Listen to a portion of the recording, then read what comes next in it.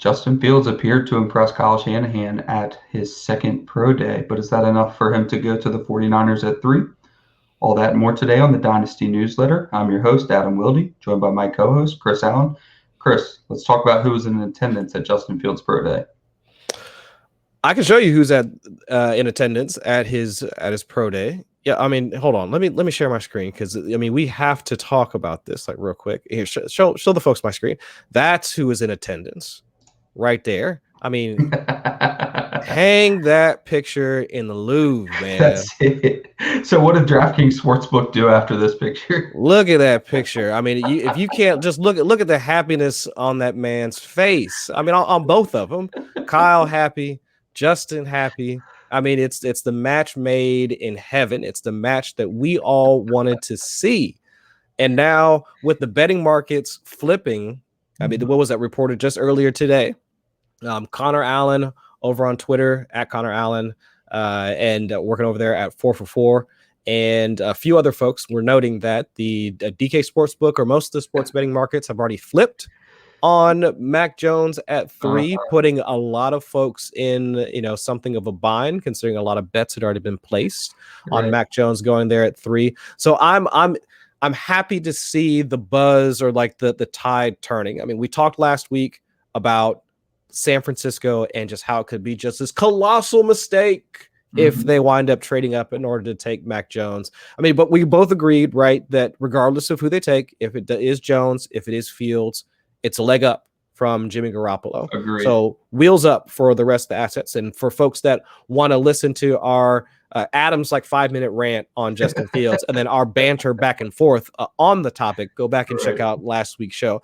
But I'd say, but San Francisco was the most notable, right? Because that's what everybody wanted to see. They weren't at the first one. They weren't at the first one. Specifically at Mac Jones. Yeah, they were specifically the first one, and that's what got the train rolling. But they showed up to Fields' second one, and now we're back on track. I mean, with just a couple weeks left to go before the draft, the insanity can kind of die down regarding who's going to be there at number 3 for the 49ers. But of course, the big thing is not just the 49ers being there, but who else was there like with them. I mean, we had the Jets that were there. We had the Falcons that were there, the Panthers, the Broncos, the Lions.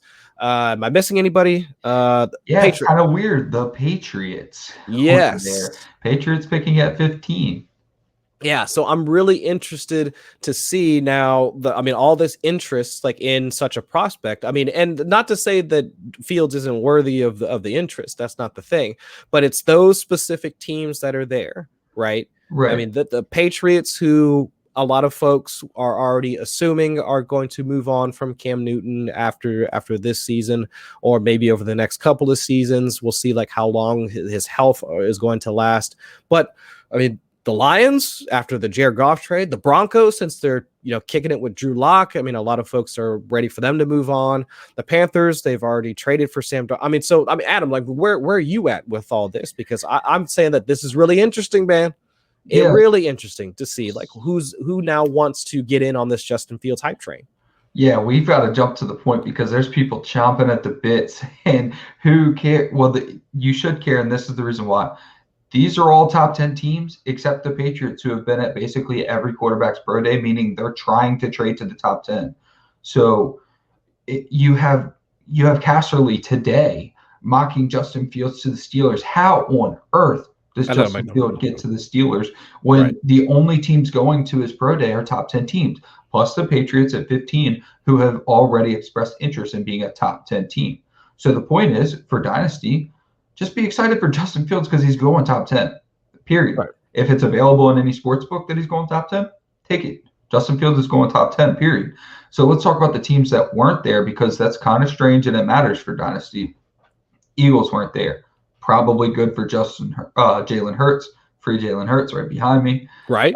Raiders not moving on from Carr. I guess they don't think that any of these quarterbacks are going to get to him. We don't know what they're doing. I said that I think 5 quarterbacks could go in the top 5, which I'm not an NFL historian. I don't recall that ever happening. I can't believe that. That would be – so we talked about this, right? So I think that 4 quarterbacks are worthy of top 5 picks, and one of them is not Mac Jones. That's not saying Mac Jones is not a first-round quarterback. I think he should go at 19 to the Washington football team, and that would be a match made in heaven. However, the NFL appears to think that Mac Jones is a top 5 quarterback. Maybe, whatever. Maybe it's smokescreen. I don't know. But if Mac Jones is a top 5 quarterback, then I think that Zach Wilson, Justin Fields, Trevor Lawrence, and Trey Lance are all top 5 quarterbacks. So if you push Mac Jones in there, that's 5 quarterbacks in the top 5. Yes, and sir. all it takes is the Falcons taking Justin Fields, because they should, honestly. Maybe Matt Ryan's got a couple more years, but the Falcons have not been a terrible team the last couple of years, and they've had terrible records. So it's not easy for them to get a top 4 pick, a top 5 pick. They play in a tough division, so that kind of helps. But historically, I mean, they're not going to be drafting in the top 10 again. I think this is a good time to take your shot on Justin Fields. Even I do believe in Matt Ryan, but not enough to not take my shot on Justin Fields, who I think could be absolutely electric in the NFL. Right. So from a dynasty perspective, so let's see, for Justin Fields, let's see, Superflex, where are we taking Justin Fields at? 102? Yeah. Yeah. Yep. He's solid right there. I traded Christian McCaffrey for the 102 Deontay Johnson and someone else. And I think I'm probably taking Justin Fields. I want Najee really bad, but I don't think I can do that. I think it's got to be Justin Fields. Yeah, in the Superflex, I'd probably take Justin Fields here at that point. Single quarterback, that's a whole other discussion. Because most of those quarterbacks I'd be taking in the second round anyway. Here's the question: If Zach Wilson goes 2 to the Jets and Justin Fields goes 3 to the 49ers, who do you take at 102? Who do I take at the 102? Mm-hmm. It's probably no. I want to say I still want to believe in Justin Fields, man. Yeah, I think so too. Like why not? I mean, the ability is still there, and we know that the talent is still there. So while the situation might not be like where we might want it to be, I mean that's still something that I want to believe in that talent. Pair Justin Fields with the best offensive mind in the NFL. And as I talked about on the last show, I don't believe that Jimmy Garoppolo has enough juice to keep Justin Fields on the sideline the whole season. Right. I think you still just go with Justin Fields, even though you might not get a starter right away. It's Dynasty. We're playing the long term. So yeah. I think the move is probably still Justin Fields. And actually, I think I want Najee before Zach Wilson, I think. But then Zach Wilson at 104. Yeah, I think that's a fair way to break it down, and like how I would probably approach it too, because I think from a games played perspective, like in the rookie season, and I think we'd already talked about this maybe a couple shows ago, in that it's probably still going to be Jimmy Garoppolo to start like week 1 of the season. It's probably going to be Jimmy Garoppolo. Yeah, probably. And I'm still thinking that at some point there's going to be that transition, almost like not necessarily the way that like Tua and Fitzpatrick like took that transition, but maybe something a bit more, I don't know, like a bit more I guess what's the word I'm looking for? They're going to plan for this, right? It's going to be structured in the way that if the team is going towards the playoffs, get Fields in because they know what they can do with Fields, like drafting him there. They're probably going to be grooming him for that type of position. Whereas if they wind up trailing off, there's no way that they can compete with the rest of the folks out in the NFC West. Then still, I mean, let's go ahead and get the kid in, let him start to take over because we know he's going to be holding on to that job. So yeah. I don't think it's going to be a week 1 type thing. I would guess like week 6, week 7 will probably be the earliest that we hear anything from him. And I could see you feeling bad that you didn't draft Zach Wilson. I mean, he could get off to a hot start with the Jets, but yeah. I think what it ends up being, there's actually 2, like you just said, there's 2 avenues for the 49ers to get Justin Fields on the field. And that's either they're out of contention or they're in contention. But I think the problem with Jimmy Garoppolo is that he makes it more difficult to win games. And he had an amazing start. I mean, his start to his career with the 49ers was phenomenal. But since then, it's trailed off, and it's been like they've had to win games in spite of Jimmy Garoppolo. And I think that they get to the point, and Kyle Shanahan is not someone who's going to mince words or worry about feelings. He cares about football. And the point that he's gonna get to a point where if Jimmy Garoppolo is holding your team back, Justin Fields may hold your team back too, or he's probably going to help, So if Jimmy Garoppolo is holding your team back, why not try Justin Fields and see if he holds your team back or if he elevates the team? And with his electric plays, and he's going to make a play here and there that's going to really help the team. So I just don't see any downside. I don't buy that Jimmy Garoppolo sidelines either of these rookies for a whole year. No. I think at some point they're going to have to get him out there. And it's not a matter of if, it's just going to be what's that timing going to look like? What's that situation going to look like? I don't think they're going to wind up in the same situation like where for, let's say like even when it was like Baker Mayfield, when it was like, Tyrod losing a couple of games and then the fans were just like clamoring to see like Baker. Right. And so they brought him in. I don't think it's going to be like that. Nor do I think it's going to be like with Fitzpatrick and Tua thing where it's just like a quick like ripcord and we're just going to pull Fitz out and then we're going to stick to it. And I think with the 49ers, I think Kyle Shanahan and almost all the way up to the GM Lynch, I think there's going to be like some sort of structure in place. Like they're going to have a plan for this, and they're almost seeing like how it's possible for them to make a push almost in year one, since they have, I think, enough of the pieces surrounding that offense and that defense, to be quite honest, that if they play their cards right, they could wind up making that deep playoff push and let Fields be the guy that takes over and then kind of elevates the rest of that team where they saw Jimmy G couldn't elevate the rest of the guys around him. You just reminded me, Tyrod Taylor was there with Baker Mayfield and hurt his wrist, and Baker Mayfield got to take over. And then he goes to the Chargers and gets jabbed in his lung, and then Justin Herbert gets to take over. That's a very unfortunate career for my man Tyrod. Let's talk about another former Bills quarterback really quick. Why on earth isn't the Washington football team at any of these Justin Fields pro days, considering all they have is Fitzpatrick, Heineke, and Kyle Allen? Well, see, like my thing with the Washington is that they could just be looking to, because they have needs elsewhere. I mean, not necessarily on defense, because their defensive line is incredible. The defensive line is incredible. Mm-hmm. They might need some help at both like corner and safety, I believe. Are bad. Yeah, corner and safety, I think they use some help on. But if I'm not mistaken, their offensive line, they just re-signed, who was it? Scherf, I think. Yeah, I thought they re-signed Scherf, but he's getting older. In terms of depth, I don't think they have a ton of depth along that offensive line.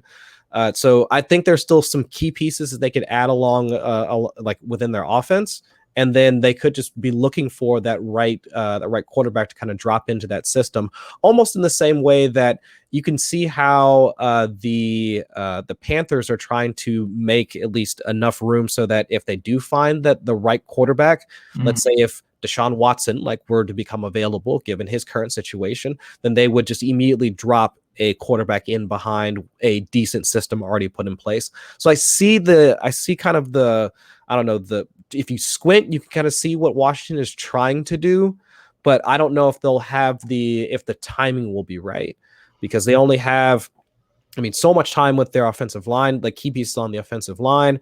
And also if they're trying to wait in order to draft a quarterback, at least from all accounts that I've heard, the 2022 class for quarterbacks is not as strong as this class. So if they're trying to play the long game and maybe punt for a couple seasons, maybe I get it. Maybe they're trying to wait for another hot free agent to come along. So maybe they'll see what Jameis Winston is going to be doing in 2022. I don't know. But it just seems kind of striking that for a team that really doesn't have much in terms of an answer at quarterback, they were the ones that didn't show up. Yeah, I'm going to take it glass half full since Justin Fields is my man. They know he's not making it to 19. And we were talking about it before the show, and some really smart people talk about this every year. It costs resources to send people to pro days. It's not just, all right, take a flight. It costs a lot of money to get your scouts, your personnel to these pro days. And Washington's not going to waste those resources when they know that they're not going to have a chance at a person. And they don't have the resources to trade up either. So the Patriots feel as though they do have the resources to trade up. And they've been at basically every quarterback's pro day to try to trade up into the top 10, which is why every single team you see hit Justin Fields Pro Day is a top 10 team, except weirdly the Patriots at 15. That's because the Patriots are not going to be picking at 15, in my opinion. Another thing that stands out is the Panthers at 8. I don't think they care what their plans are with Sam Darnold if Justin Fields makes it to 8. Doesn't matter. Scrap it all. Yeah, and I was just gonna say that when it comes to like resources or whatever to send a scout, I mean that's what, like a 10-hour drive, like from that's like if I came from my place to your place. But the point is they could be doing something else. This is the most important time of the year. So if it's not about the money, they have all the money. I mean, the people or the resources that could be dedicated to a different aspect of getting the draft right. And man, just tell somebody to go hop in a car and drive to Columbus. Just a guy off the street. Hey, tell me how Justin Fields does. Yeah. So and then Bears and Steelers. Casserly still mocks Justin Fields to the Steelers after his second pro day. I think the guy's just getting up there and doesn't really understand anymore because I don't have nothing for. He's been mocking Justin Fields late all offseason. If he's right, he's the only one that's right, in my opinion. It seems like everybody else has been moving Justin Fields up and up and up. And Casserly still seems to think he makes it to the Steelers or the Bears. So they didn't go to the pro day because they know that he is not going to be there. Right. The Bears, unfortunately, like for my man Dave Kluge out there, the Bears, they've kind of made their bed. So, they kind of got to lie in it at this point. And which is Andy Dalton. Yeah, which is unfortunate. But what could be fortunate, though, for some of you fantasy managers out there, could be a service that we could possibly provide to you that will make your life easier. Because, Adam, do you like winning? Yeah, I like winning. You like winning? Okay. But, I mean, do you find it to be time consuming? No. Yes, very time consuming. Okay. So if you're like Adam, you like winning, can't win all that much because you've got too much stuff going on, but then allow me to offer you a football.com or Footballguys premium subscription. Go over to footballguys.com. Let me go ahead and pull up my screen real quick. I'll show you how easy it is. You go over to footballguys.com. You wind up like right when you pull it up, big old orange button, like right here when you pull it up. Go ahead and click that join now feature. It'll go take you over there to the website, walk through a lot of the nice things that folks have said about the website. I mean, comes with a ton of content, but right now we got the early bird discount that's going on right now. So if you do want the season long all pro daily fantasy pro to get all of the prime time content for your fantasy leagues and for your fantasy needs, go ahead and check out fantasyfootballguys.com for the early bird subscription. Go ahead and check that out as soon as possible. Early bird subscriptions available now. They'll do the work while you do the winning. So we only got a couple more topics to kind of close out today's show because light on the news, as you might have guessed now, with just a couple of weeks before the NFL draft. Mm-hmm. But I mean, the one thing that I heard people talking about, and we can just kind of wrap this into the discussion around the entire offense. But Julian Edelman, I mean, longtime slot man for the New England Patriots. He announces his retirement. Let's go ahead and get that out of the way. No, he should not be in the Hall of Fame. So let's go ahead and knock that out. Why did you have to do it? I didn't put it on the show sheet. Because it just needs to be said. It just needs to be said. I mean, Buddy didn't even sniff a pro. He wasn't even an alternate for the Pro Bowl. So come on, you can't use Pro Bowl. I mean, Pro Bowl is being based off. No All Pro. He was not. He was never on. He was never All Pro. Wasn't even a Pro Bowl alternate. Didn't even sniff the. Okay, I get it. He caught like some of the most memorable catches in the Super Bowl in NFL history. That's fine, but that does not mean because of that you belong in the Hall of Fame. He can be in the Hall of Good. Hall of Fame, no. He's a legend, but he's not a Hall of Famer. Not a Hall of Famer. No, sirree. At least not for me. But setting that aside for right now, just had to get that off my chest. But that leaves a somewhat void in the Patriots passing offense. Whatever you think about their current passing offense with Cam Newton under center. Now who do we have left, Adam? We've got N'Keal Harry, Gunner, Nelson Aguilar, Jacoby Myers. I mean, what does that affect? Does that change anything? I mean, if you have, let's say, if you had Kendrick Bourne or any one of those guys on your roster, does it change anything for you as a fantasy manager? Because nothing for me. Yeah, so we went back and forth about this before the show. Somebody has to catch footballs for the New England Patriots, and they are his name is James White. They are all dirt cheap, but I think that you're looking at in leagues where you're starting 7 wide receivers. Yeah, maybe you grab one of these guys as your wide receiver 7, and they put up numbers for you. Because honestly, I think it's Jacoby Myers is who I want. With the Kendrick Bourne signing and the Nelson Aguilar signing, I think he's been pushed to the side. But we saw that connection last year with Cam Newton and Jacoby Myers when they were both healthy for very short stints of time. And I think that that's the cheapest asset that you could get that you actually care about. RP to N'Keal Harry, I still have him on like every roster. I don't get it. I don't know what happened. I don't know. I did my best in my preseason analysis of him. I took him 102, and I'm sorry. I don't know. Didn't work. So anyways, Jacoby Myers, not N'Keal Harry, probably not Kendrick Bourne and Nelson Aguilar just because they might have got a value bump. If they're still cheap, I mean, if people are still willing to trade them for, probably not going to trade them for a third. People are still just throwing them out for what, additions? I'll take either of them. So we looked at the Nelson Aguilar contract. They basically backloaded his contract, so he's a pretty difficult drop next year, and he's getting almost nothing this year.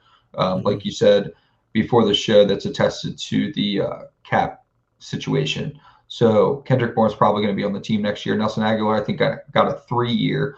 But look, I'm the person that's playing in deep dynasty that's going to keep people like Gunnar Olinsky. So if you want to talk about the people you really care about in that offense, here's the floor. Right.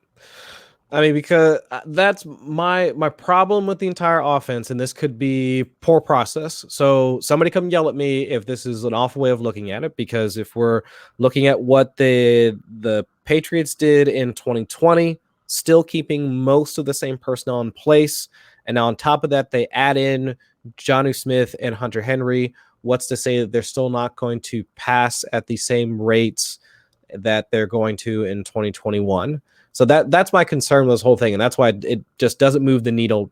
Not at all. I mean, not at all. I do not care. I mean, if I already had Jacoby Myers or any one of those guys sitting on my rosters, okay, fine. But otherwise, it's not like I don't even want them in as a throw-in. I mean, almost dead last in neutral passing rate. I mean, number 1 in red zone rushing rate, 24th in deep ball rate last season. It's like, I do not care. I'd much rather. I mean, if we're going to invest in a pass catcher, sure, give me Hunter Henry. Mm-hmm. I'll throw a dart at Jonnu Smith, because like we were talking earlier, I could see Hunter Henry being the Greg Olsen for Cam Newton now here in New England. Absolutely fine with that. But the wide receivers, nah, man. I'll give them the nah wave on that one and let somebody else, like, they can be a roster clogger for somebody else. The one thing that I will say though is that if we do think that the Patriots are going to try and make some sort of like Herculean move up, grab, if let's say in the event that let's say Mac Jones goes at 3, so Justin Fields is available, they move up and they wind up grabbing Justin Fields, then we know that offense is probably going to reset in 2022 at the latest. And you have all these same players. Right. And you have all those same players, but now they have just a massive upgrade at quarterback. That's where I would start to get interested. Otherwise, too late. Right. Yeah, you're probably, I mean, after that, the price has gone up on all those guys and all that. And then you don't want them because they're last in neutral passing rate. So the point is they're completely free right now. 11 people in your league think exactly like you do. They're saying, nah. And I'm saying it's 2021 in the NFL. Someone's going to pass the football. And since it's narrative season, and I'm going to borrow the Mayor of Narrative Street hat from Sigmund Bloom, I think that there was a mutualistic conversation between Cam Newton and the New England Patriots. Cam's not going to get big money in free agency. New England Patriots need a quarterback. If Cam's, whatever his woes were last year, which was probably the shoulder and the ankle, both of them had surgery, they probably are confident that that's going to be improved in this offseason. And so you add a little help. I mean, undoubtedly, Nelson Aguilar and Kendrick Bourne, I love Kendrick Bourne, are upgrades to that offense. I know that's crazy to say, but it's Jacoby Myers, Demir Byrd, Devin Asiasi. Don't remember the other tight end. Doesn't matter. So you've got significant upgrades in that offense. I don't mind. I mean, I'm not going to go out and say go acquire any of them, but if they're on a roster and I'm going to make a trade, before I press accept on the trade, I'm going to say, ooh, can I get Kendrick Bourne? Can I get Nelson Aguilar? Or I might say, I think it's pretty fair, but I think I need a little bit extra, and grab one of those guys. And it's like a stock that you're investing in low, because you're right. They have been signaling they're going to trade up for a quarterback. Probably, actually, for sure, any quarterback in this class, unfortunately, is a huge upgrade to Cam Newton at this point in his career. There you go. Now your stock increases. All right. I think you got me sold on that idea. Damn, I hate it when you're right. All right, fine. All right, I agree with Adam on this one, because they're free.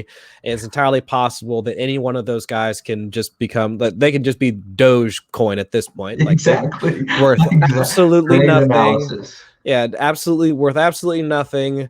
I mean, the perfect situation comes along where Mac Jones goes to San Francisco. New England then trades up. They get Justin Fields, and now all those guys are now worth something more.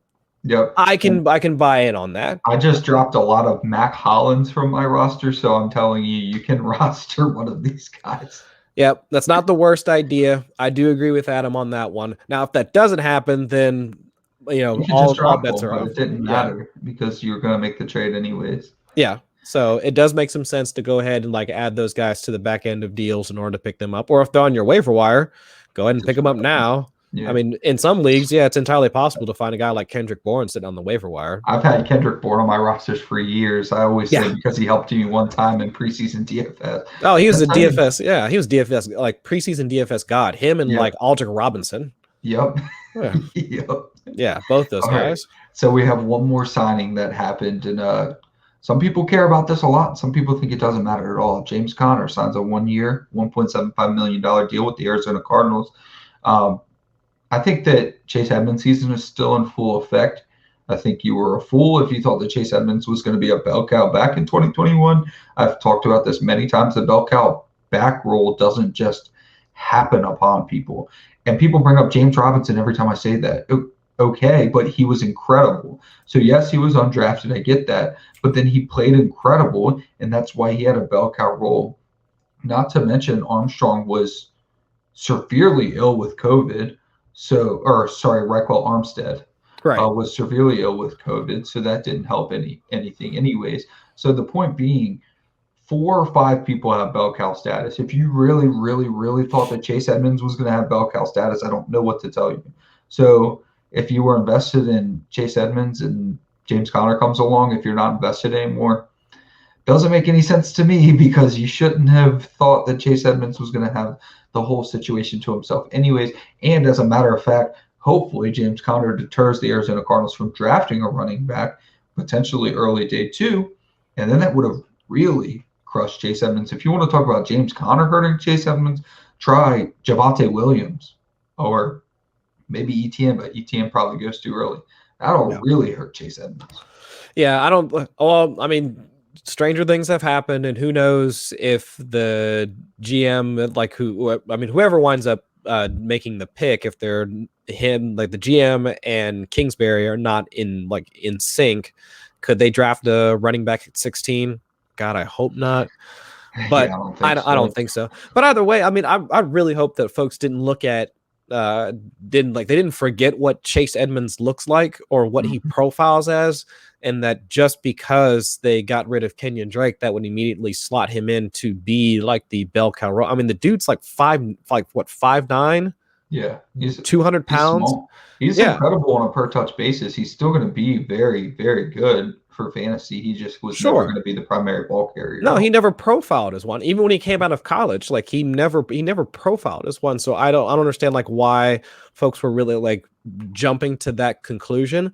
I know Rich Rebar, Lord Reeves over on Twitter, I mean, he comped him. He's Deion Lewis. Like, he really is. I mean, he's Which Deion is Lewis. fair, and Deion Lewis has had productive years. Right, but not as the like bell cow in a bell cow role. That's never Tennessee what tried that. Right, and that was never what Deion was. At least not how he could be like best utilized within an offense, and that's not how Chase Edmonds could be best utilized within the Arizona offense. And why would we expect that of him in an offense that, like, while they don't have the highest neutral passing rate, they have one of the like most like happiest to rush quarterbacks like in the league.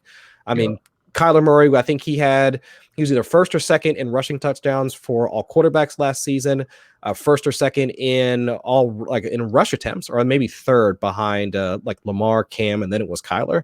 But either way, I mean, Kyler was always going to be like essentially their RB1. So for Chase to work as the essentially like RB2, okay, fine. And then now to have James Conner to kind of take some of the load off of him, to me, that's kind of what I would want to see. Is still have a guy like Chase Edmonds operating as the primary guy, and then have a guy like James Conner to come in and like as a breather back every now and again in order to spell somebody like Chase Edmonds. I think that's the best way to get the highest efficiency out of him, not try and give him 300 plus touches in a season. So I don't expect you to have this data in front of you, but you brought up an interesting point that a lot of people bring up in saying that, okay, so let's just take the three that you mentioned, Lamar Jackson, Cam Newton, and Kyler Murray. Is there likeliness to run? Is it canceled out by the amount that they help a running back in that they have the potential to run on those read options? Because you see beneficiaries of Lamar Jackson and Gus Edwards and J.K. Dobbins, and you see beneficiaries for Cam. Damian Harris had a big week or two last year. It seems to me that it's pretty clear that rushing quarterbacks help running backs, especially ball carrying running backs, but they also take away touches. Do you think that those even out? Yes, overall, because in order for a running back to be profitable within fantasy football, I mean, it's like an intersection of like three things. It's also their primary touches. So like how often they touch the ball, like in total. Are they involved in the passing game? But then also, can they get put within? Can they get scoring opportunities? Like, are they used within the red zone? And so, teams with good offenses, so teams that have like high offensive yards per drive, high EPA per play, so just efficient, good offenses, they wind up producing good fantasy running backs because they're scoring a lot, and running backs get to be a part of that. So in my mind, Chase Edmonds, like he checks all of those boxes, right? Like he would be their more or less primary ball carrier. So between the 20s, you would likely see Chase Edmonds doing that. He is a part of it. He is used in the passing game. And then he's also a part of a good offense. Now, is he going to be that guy that's going to be is he going to be scoring like we would expect Aaron Jones, Ezekiel Elliott, and all those other guys to score? No. I mean, he's not getting the requisite touches in order to get to that point, and also that offense isn't really as potent as the Green Bay's offense or as the Cowboys' offense like could be, like assuming Dak's healthy and all the rest of that stuff. Mm-hmm. So, but I do think that Chase Edmonds has a decent shot to be within the conversation for RB2 because again, he checks all those boxes. That offense is that good, and Kyler Murray isn't always going to rush within the red zone, so it does give Chase at least the opportunity to score.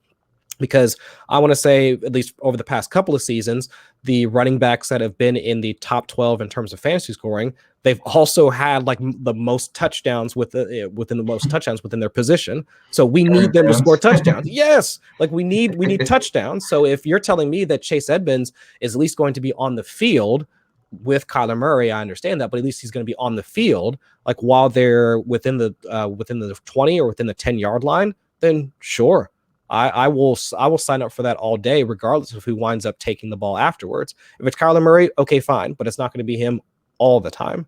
So at least from a dynasty perspective, I mean, if you've got Chase Edmonds already on your roster, great. If you want to try and deal for him right now, you can try and see if the person that has him on their roster currently is afraid of James Conner or the Cardinals possibly drafting a running back, not necessarily in the first round, but on day 2, entirely possible. because Right. we're like Najee Harris, Travis Etienne, Javonte Williams have not heard like too much smoke about them being drafted in the first round. So all bets are off. Najee goes in the first round. Could be to the Steelers. Yeah, I've but I heard. don't see Etienne or Javonte going. I think they're both middle of the second round guys. Right. So it's entirely possible that you can, drum up some uncertainty with the person that currently has them on their roster, see if you can get Edmonds for a decent value, and then you wind up having a guy that would be used the way that he needs to be. He doesn't need to be a 300 plus touchback. 200 plus, absolutely. On a good team with a decent target share within the offense, I mean, he checks all those boxes. So if you can get him for a good price right now, I'd do it. Yeah, I tend to agree. So that's our news for today, unless you have anything else, Chris. Nope, that's it. Justin Fields at 3. Let's do it, guys. Yeah, I'm going to preach Justin Fields at 3 until draft day, and I'm going to throw a party if he does go at 3. I can't believe that I have to try so hard to convince people that he has to go. Like, it's so obvious to me. It's like the Mandela effect to me. We're all in two different worlds. But anyways, Justin Fields at 3. Please like, subscribe, rate, and review. We have other great shows on the network, and we're only building. So jump in and subscribe to the Football Guys Network. And I'm your host, Adam Wilde, APWILDE, joined by my co-host, Chris Allen, FFWX. That stands for Weather and Fantasy Football. And we'll talk to you guys next time. Y'all be safe. Peace.